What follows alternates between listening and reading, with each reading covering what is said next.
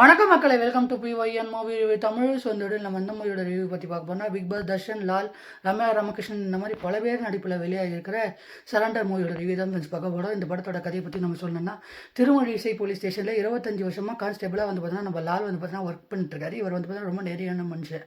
இவர் வந்து பார்த்தீங்கன்னா அந்த ஆஃபீஸில் வந்து பார்த்தீங்கன்னா இருக்காரு. கூட இவருக்கு ட்ரைனிங்காக வந்து பார்த்தீங்கன்னா ட்ரைனிங் எஸ்ஐயாக வந்து பார்த்தீங்கன்னா பிக் பாஸ் தர்ஷன் வராப்பில் இவங்கெல்லாம் வந்து பார்த்தீங்கன்னா அந்த ஸ்டேஷனில் இருந்துட்டு இருக்கிற சமயத்தில் இன்னும் 3 நாளாக வந்து பார்த்தீங்கன்னா எலெக்ஷன் வரப்போகுது.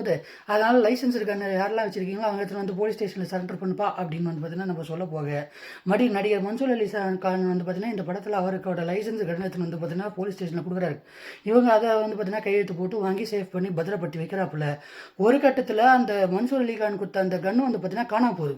இன்னும் எலெக்ஷனுக்கு இன்னும் 3 நாள் தான் இருக்குது. இதுக்கப்புறம் ஐயோ 3 நாளுக்குள்ள எப்படியாவது காப்பாற்றணும்ப்பா அப்படின்ற வந்து பார்த்தீங்கன்னா ஒரு கண்டுபிடிச்சலாம் வந்து பார்த்தீங்கன்னா இவனே விசாரணை ஸ்டார்ட் பண்ண ஆரம்பிக்கிறாங்க. இன்னொரு பக்கம் நடிகர் கனகன்ற வந்து ஒரு பெரிய ரவுடி வந்து பார்த்தீங்கன்னா ஒரு பெரிய பணவட்டு வாடகை வந்து பார்த்தீங்கன்னா பண்ணிட்டு இருக்கான். பணவட்டு வாடகை பண்ணும்போது அவங்ககிட்ட இருந்து ஒரு அமௌண்ட்டான 10 கோடி ரூபாய் வந்து பார்த்தீங்கன்னா காணாமல் போகுது. காணாமல் போன உடனே வந்து பார்த்தீங்கன்னா அவனும் வந்து பார்த்தீங்கன்னா இந்த பணத்தை தேட ஆரம்பிக்கிறான். இது 2 கதையும் வந்து பார்த்தீங்கன்னா எப்படி தான் சேர்ந்தது, இதுக்கப்புறம் இந்த கதையில் என்ன இருந்தது, துப்பாக்கி காணாமல் போனதுக்கு காரணம் என்ன, அந்த பணம் எப்படி காணாமல் போச்சு, இதெல்லாம் தான் இந்த படத்தோட மொத்த கதை. ஸோ இந்த படத்தில் தர்ஷன் வந்து பார்த்தீங்கன்னா அவர் கொடுத்த ரோலை அவர் சூப்பராக வந்து பார்த்தீங்கன்னா பண்ணியிருக்காரு அப்படின்னு வந்து பார்த்தீங்கன்னா நான் சொல்லுவேன். இந்த படத்தில் அவரோட பெர்ஃபார்மன்ஸ் வந்து பார்த்தீங்கன்னா ரொம்ப சூப்பராக இருக்குது. அது மட்டும் இல்லாமல் அவர் எஸ்ஐயாக வந்து பார்த்தீங்கன்னா அவர் பாடி வந்து பார்த்தீங்கன்னா ஃபிட்டாக வச்சிருக்காரு. ஸோ அதுக்காக வந்து பார்த்தீங்கன்னா இந்த படத்தில் அவரோட பெர்ஃபார்மன்ஸ் வந்து பார்த்தீங்கன்னா ரொம்ப நல்லா இருந்தது அப்படின்னா வந்து பார்த்தீங்கன்னா நான் சொல்லுவேன். இதை தவிர்த்து லால் வந்து பார்த்தீங்கன்னா அவர் பெர்ஃபார்ம் பண்ணுற எல்லா படத்துலையுமே ஒரு பார்த்தீங்கன்னா ஒரு சின்ன கேரக்டர் வந்தால் கூட அந்த சின்ன கேரக்டர் வந்து பார்த்தீங்கன்னா நம்ம ஞாபகப்படுத்துற மாதிரி வந்து பார்த்தீங்கன்னா ஒரு பெர்ஃபார்மன்ஸ் வந்து பார்த்தீங்கன்னா இந்த படத்தில் அவர் கொடுத்துருக்காரு. இதை தவிர்த்து ரம்யா ராமகிருஷ்ணன் அவங்க ஒரு ஈகோவஸ்டான போலீஸ் ஆஃபீஸர் வந்திருக்காங்க. அவங்க கொடுத்த ரோலை சூப்பராக வந்து பார்த்தீங்கன்னா பண்ணியிருக்காங்க அப்படின்னா வந்து பார்த்தீங்கன்னா நான் சொல்லுவேன். இதை தவிர்த்து இந்த படத்தில் முனிஷ்காந்த், சுஜித் தான் இந்த படத்தோட வில்லன். இவரோட தம்பியாக கௌஷிக் வந்து பார்த்தீங்கன்னா பண்ணியிருக்காப்புல. அவங்களோட பெர்ஃபார்மன்ஸ் வந்து பார்த்தீங்கன்னா ரொம்ப சூப்பராகவும் கன்வின்சிங்காகவும் இருந்துச்சு அப்படின்னே வந்து பார்த்தீங்கன்னா நான் சொல்லுவேன்.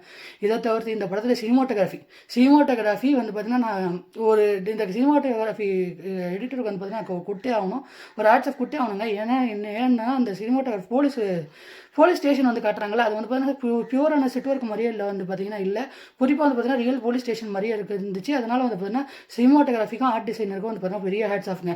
இதை தவிர்த்து இந்த படத்தில் மியூசிக் பொறுத்தவரையில் என்ன படத்தில் வந்து பார்த்தீங்கன்னா மியூசிக் ரொம்ப நல்லாவே வந்து பார்த்தீங்கன்னா இருக்குது. குறிப்பாக அந்த பேக்ரவுண்ட் ஸ்கோரிங்க்கு வந்து பார்த்தீங்கன்னா குறிப்பாக இந்த படம் வந்து பார்த்தீங்கன்னா அந்த எட்ஜ் ஆஃப் தி சீட்டில் உட்கார வைக்குது அப்படின்னே வந்து பார்த்தீங்கன்னா நான் சொல்லுவேன். இதை தவிர்த்து இந்த படத்தில் முனிஷ்காந்த், அதை தவிர்த்து மற்ற கேரக்டர்லாம் வந்து பார்த்தீங்கன்னா மன்சூர் அலிகான் இந்த மாதிரி வந்து பார்த்தீங்கன்னா மற்ற கேரக்டர்ஸும் வந்து பார்த்தீங்கன்னா பண்ணியிருக்காங்க. அவங்க கொடுத்த ரோலை வந்து பார்த்தீங்கன்னா இந்த படத்தில் வந்து பார்த்தீங்கன்னா ரொம்ப நல்லா இருந்தது வந்து பார்த்தீங்கன்னா நான் சொல்லுவேன். இதை தவிர்த்து முனிஷ்காந்த் பண்ணுற காமெடி எப்பயுமே நான் சொல்கிற விஷயம் தான். எனக்கு ஒர்க் அவுட் ஆன விஷயம் உங்களுக்கு ஒர்க் அவுட் ஆகாமலும் போகலாம், எனக்கு ஒர்க் அவுட் ஆகாத விஷயம் உங்களுக்கு ஒர்க் அவுட் ஆகிற மாதிரியும் வந்து பார்த்தீங்கன்னா இருக்கலாம். அதனால் காமெடி எப்பயுமே வந்து பார்த்தீங்கன்னா எப்படி சொல்கிறது, அது தனிப்பட்ட உங்களோட கருத்து தான். ஒரு சப்ஜெக்டிவான விஷயம் தான். எனக்கு ஒர்க் அவுட் ஆன விஷயம் எல்லாருக்கும் ஒர்க் அவுட் ஆகணுன்ற அவசியம் கிடையாது. உங்களுக்கு ஒர்க் அவுட் ஆகணும் எல்லா விஷயமும் எனக்கு ஒர்க் அவுட் ஆகணுன்ற அவசியமும் கிடையாது.